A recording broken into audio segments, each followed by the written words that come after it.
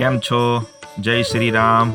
10 જાન્યુઆરી 2026 Vadodara SSG હોસ્પિટલની અંદર રોજ સવારે 10:30 વાગે પેશન્ટના સગાઓને જમાડવામાં આવે છે.